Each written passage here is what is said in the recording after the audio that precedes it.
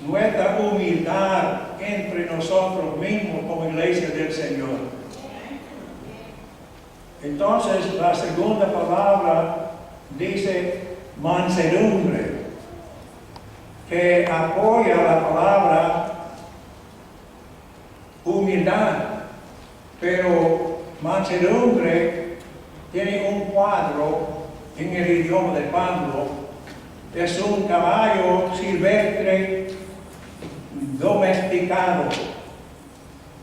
Domesticado tiene un freno en su boca. Y todo ese caballo con toda su fuerza no pierde nada de sí mismo como caballo, sometiendo al freno. Entonces, en Cristo, nosotros necesitamos someternos, humillarnos y someternos unos a otros en Cristo Jesús. Entonces, dice luego, soportándonos, otro verbo muy importante. Este verbo está diciéndonos como iglesia, hermanos, siguen conmigo, que necesitamos soportarnos, aguantarnos con humildad y mansedumbre, que significa gentileza también. Es una palabra sinónima, gentileza, mansedumbre. Entonces, fíjense quiénes somos, soportándonos con paciencia. No le hace la situación que esté pasando. Tengamos paciencia. ¿Pero qué significa paciencia?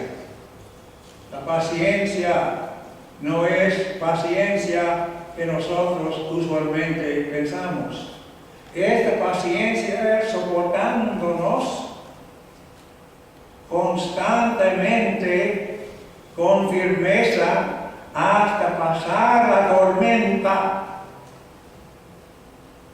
o que esté pasando en la vida de la iglesia del Señor, quedando fiel, amando a personas más que a programas, amando a personas más que ministerios, amando personas. Cada persona aquí, hoy y en toda la membresía de esta iglesia es de igual valor para nuestro Dios. Amén. No hay nadie de más valor que otra persona. No le hace quien sea la otra persona. Tenemos que pensar y vivir así, hermanos. Mirando la Semana Santa. Lleguemos, hermanos, a la unidad de convicción de lo que la palabra está diciendo. Entonces, con paciencia, es decir, hang in there constantemente, no se da por vencido en soportarnos unos a otros, aguantarnos unos a otros. Cada uno de nosotros tenemos algo que va a irritar a otro. ¿Está escuchando? Amén.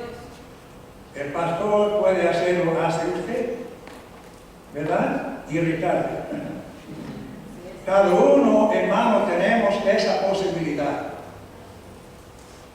Pero lo que queremos, hermanos, notar que Jesús en la cruz del Calvario, con lágrimas, cargado ya, clavado las manos y pies, sangrando, vino la lanza, pero él, mirando en la cara del Padre Celestial, dice: Padre, perdónalos, porque en verdad no saben lo que hacen. No saben lo que hacen.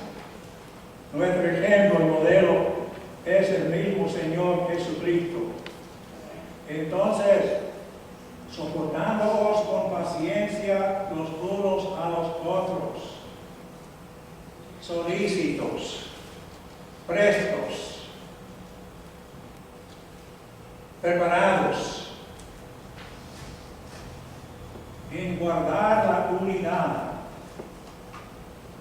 Y la unidad es la causa, la razón de todo lo que Pablo quiere decir hoy. Es la unidad. Somos una sola persona en Cristo. Oneness. Unidad significa en inglés oneness. Oneness. Unidad es la meta, es el objetivo. Solícitos, listos, con ganas. Guardar la unidad del Espíritu en el vínculo de la paz. ¿Y qué haría una iglesia si no prestara atención a la persona del Espíritu Santo que mora en cada uno de nosotros?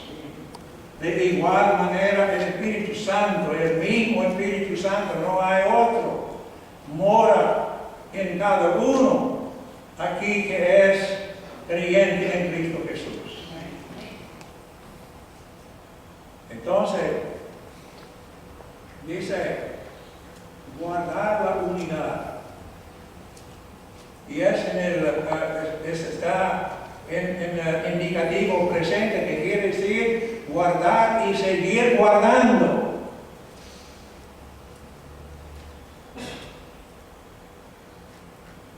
Seguir guardando la unidad del Espíritu.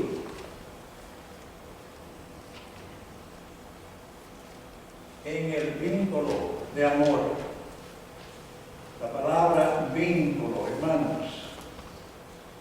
Vínculo es bonded. ¿Usted ha visto una pareja que acababa de comenzar a salir juntos en la juventud? ¿Cómo siguen? Primera son las manos. Primera son las manos. ¿Cuál es el segundo? Jugando con el pelo del otro. ¿Verdad? Y así sigue. ¿Qué están haciendo, hermanos? Es natural como respirar. Pero están vinculándose, formando vínculo. El apóstol Pablo usa esta palabra diciendo que la iglesia dice aquí unidad del Espíritu en el vínculo de la paz.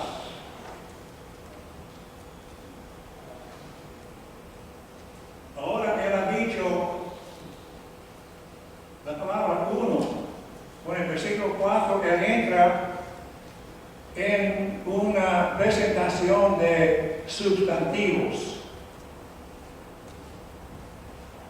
Primero dice, un cuerpo. No pensemos, hermanos, que la iglesia son varios cuerpos.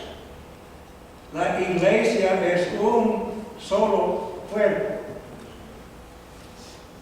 Somos como una persona con todas las coyunturas que nos conectan virtualmente hablando. Y él va a decirlo luego en el mismo capítulo. Pero hay un solo cuerpo. Cuidado que la iglesia forma mis favoritos. Y invitamos solamente mis favoritos. Y se gozan con mis favoritos. ¿Dónde están todos los miembros de la iglesia? Todos los miembros del cuerpo de Cristo. ¿Dónde están? En su corazón, en su afecto. en su comunicación. Un cuerpo, un solo cuerpo.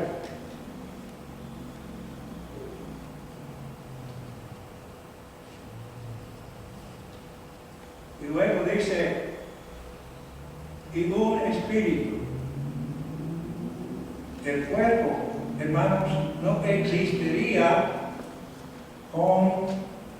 sin un espíritu.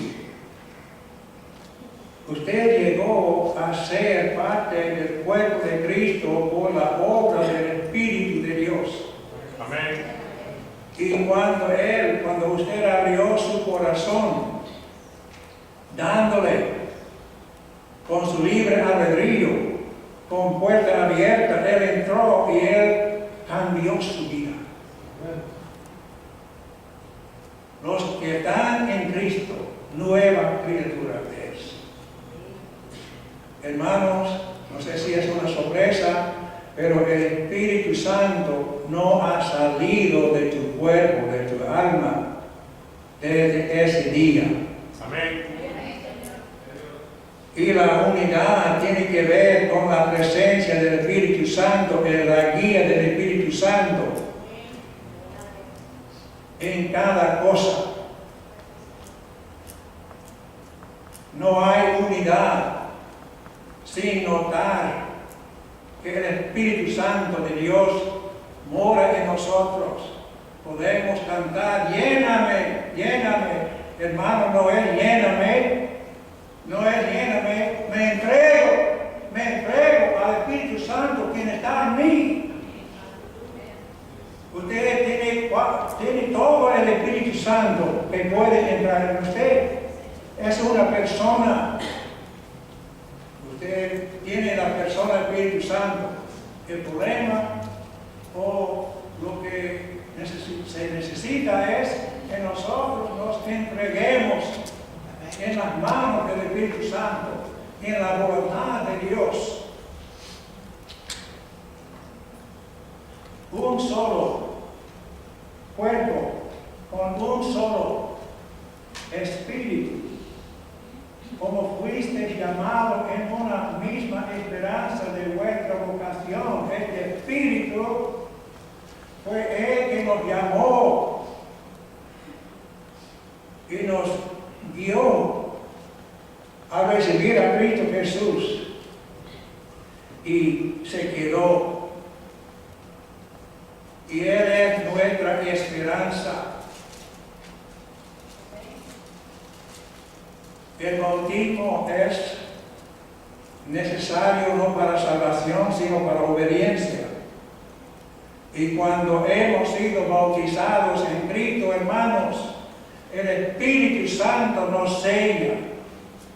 Su presencia, esas son las arras, las primicias en nosotros. Es el Espíritu y la esperanza de nuestra vocación.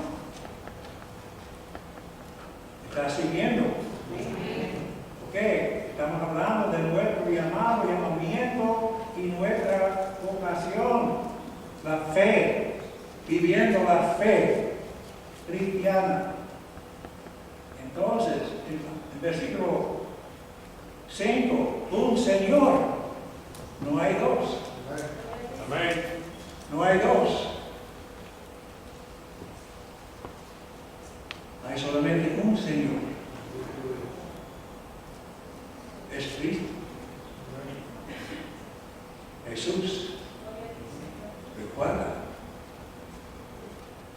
en el monte, después de resucitarse, Jesús dijo, toda potestad me es dada.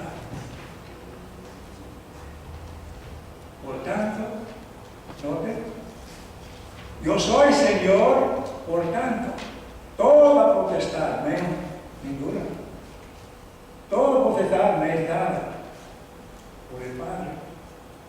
Por tanto, ir y hacer discípulos a todas las naciones. Él es Señor. Y Él es el Señor. Como Jesús dice, yo soy el camino, la verdad, la vida. También puede decir, es el Señor. En Romanos capítulo 10, 9, si confesamos que Jesús es el Señor, podemos ser salvos. Si no, es más que una profesión, es una entrega completa. Él es Señor y luego Salvador. O usted no tiene a Cristo todavía. Entonces, un Señor es Yahweh, Elohim El Shaddai.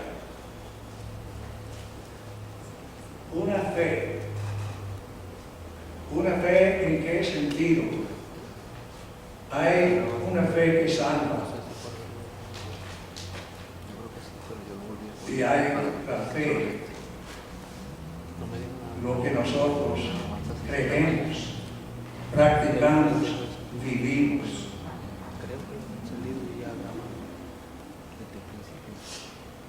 Esa fe es la fe que salva. Es la fe que persevera.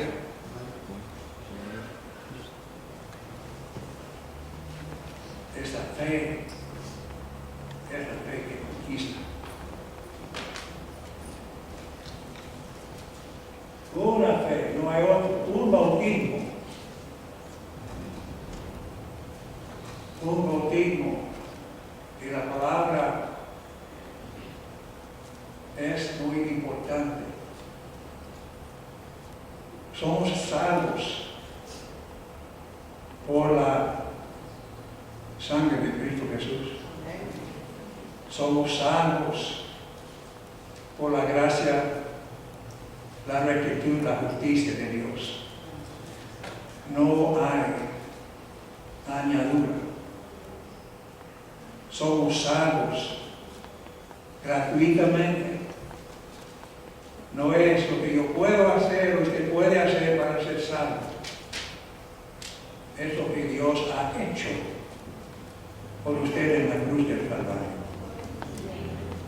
Entonces, el bautismo es identidad. Identidad. Jesús fue bautizado y Juan no quería. Jesús,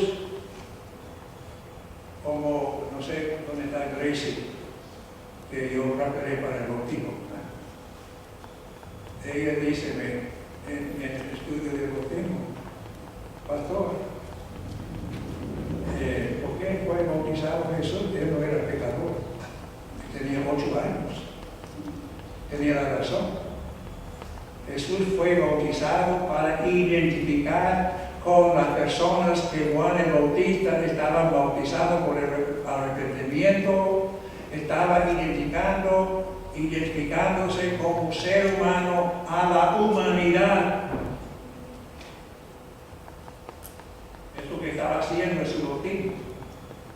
Cuando nosotros somos bautizados, estamos identificándonos con Jesús como Salvador y Señor en su muerte, sepultura y resurrección.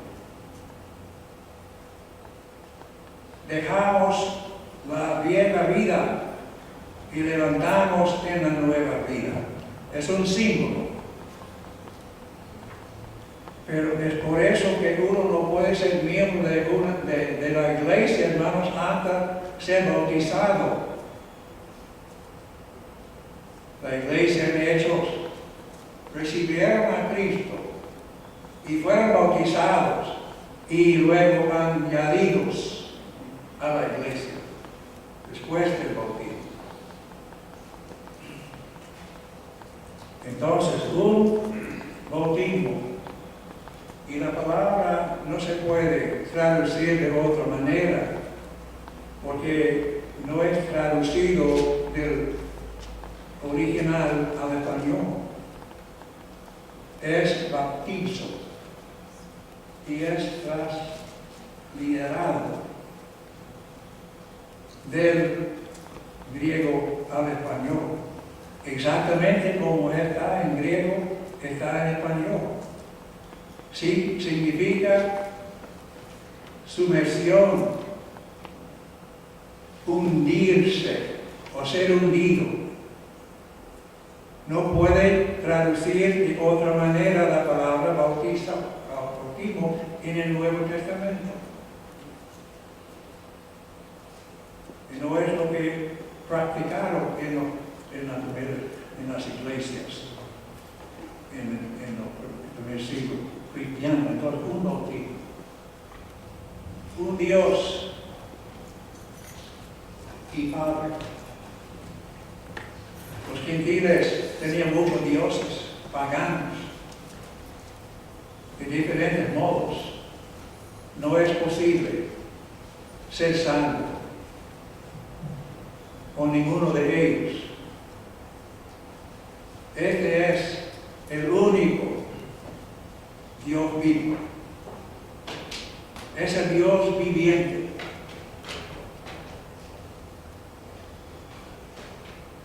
Y es el Padre. Es el Padre que Jesús oraba a Él. Obedecía a Él. Recibía la revelación del Padre y nos dio a nosotros en su enseñanza. Él recibió todo del Padre. Él lo dice, lea el Evangelio. Él es nuestro modelo. Un Dios y Padre de todos. Y podemos decir de todo, todas las cosas. El Creador, el Redentor en su Hijo Jesucristo. Entonces, aquí tenemos la Trinidad en el versículo 6. Dios Padre, el cual es sobre nosotros. Y por nosotros, el Espíritu Santo en todos. Cristo, o por Cristo, usted puede discutir conmigo en cuál es cuál, pero ahí está la Trinidad, hermanos. Entonces, versículo 7, mire lo que dice. Pero a cada uno de nosotros fue dada la gracia conforme a la medida del don de Cristo. Ahora, hermanos, desde este punto hasta 16, Él está hablando de nuestra participación en el cuerpo y nuestro crecimiento espiritual.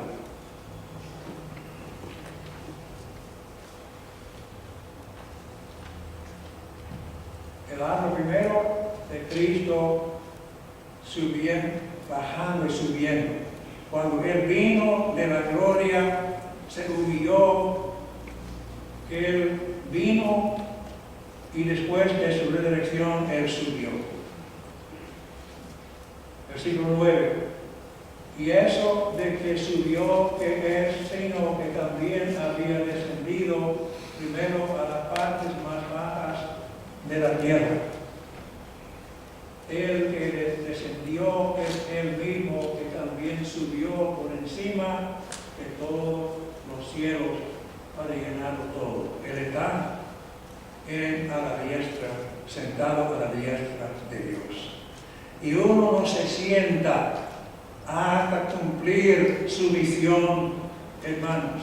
Aleluya. Usted no está listo para sentarse todavía. Jesús cumplió su misión. Por eso pudo ir a casa y sentarse. Pero sigue el encuentro sumo sacerdote. El único mediador que tenemos. Y Él está en cada oración nuestra. Entonces, es versículo 11, este es el que vino y está hablando del Padre, Él mismo, versículo 11, constituyó. Ahora, noten que la iglesia fue constituida por Cristo. Hay liderazgo y hay seguidores. Y hermanos, quiero ver todos sus ojos. Cada uno mírame. Es Dios que provee el liderazgo. No es que usted anhela ser líder. Dios llama, Dios dota líderes. Aquí un ejemplo nomás. Él mismo constituyó a unos apóstoles, a otros profetas, a otros evangelistas, a otros pastores y maestros. Y si usted va a 1 Corintios capítulo 12, 28, va a ver más del liderazgo que Dios, que el Espíritu Santo proveyó. Y Dios provee el liderazgo. Pero ¿qué hace el liderazgo? Déjenme decir, hermanos, si usted cree que es algo para humillarle a usted ser seguidor, no piense más así.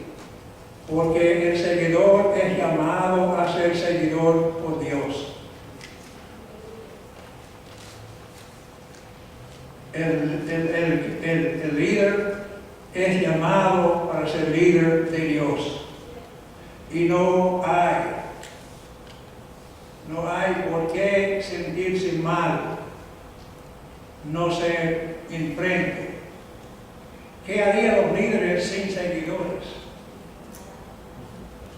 Yo admiro cuando vamos a tener un evento.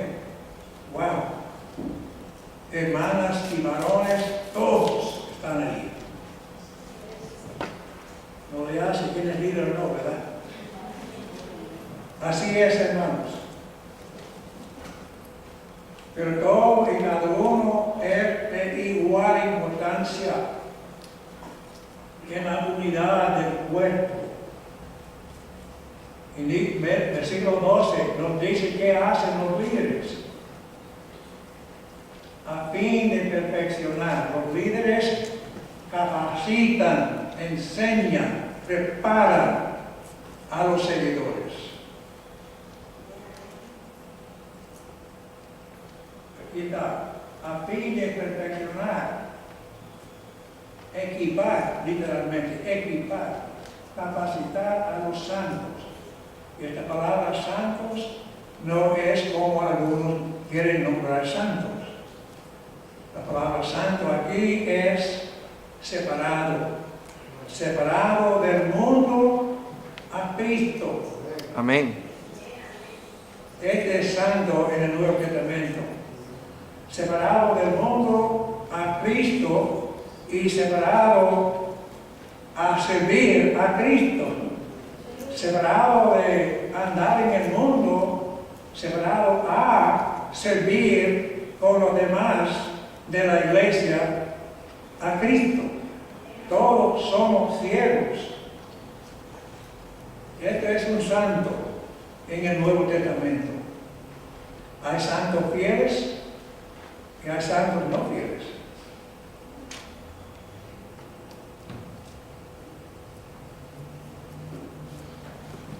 ¿Ok? Entonces, pero desde el 13 entonces, hermanos, si son preparados para qué?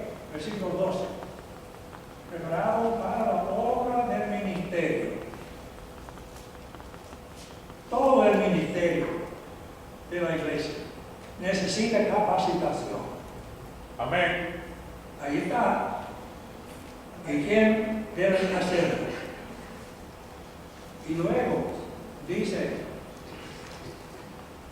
para la edificación del cuerpo de Cristo.